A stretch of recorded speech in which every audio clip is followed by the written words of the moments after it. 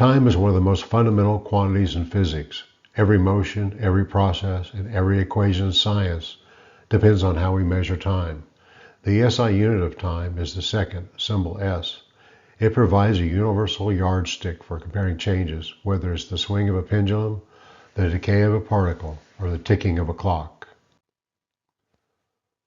For centuries, time was measured by the motion of the sun or the swing of a pendulum, but with modern science and technology, from GPS satellites to quantum experiments, we need a much more precise universal standard.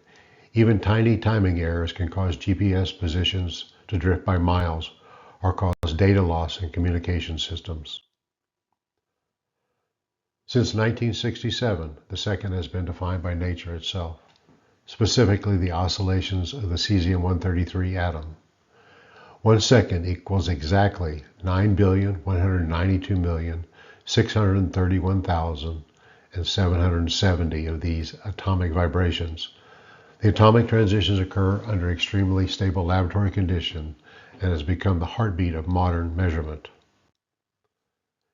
Cesium atoms are perfect for defining the time because they vibrate at a constant rate under identical conditions anywhere in the universe. This makes atomic clocks the gold standard. Some lose less than a second in a million years. Newer optical clocks using other atoms may someday refine the second even more precisely, but for now, cesium remains the benchmark. From your phone's GPS signal to interplanetary navigation, atomic seconds keep the modern world in sync. Every digital network or scientific experiment depends on the definition of time.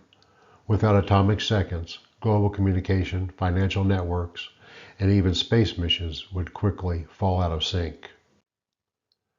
The second may seem ordinary, but it's the heartbeat of modern civilization, a natural rhythm defined not by the sun or the pendulum, but by the atoms themselves. Every moment you experience, every click, every calculation, every orbit, is ultimately measured against the unchanging vibrations of cesium.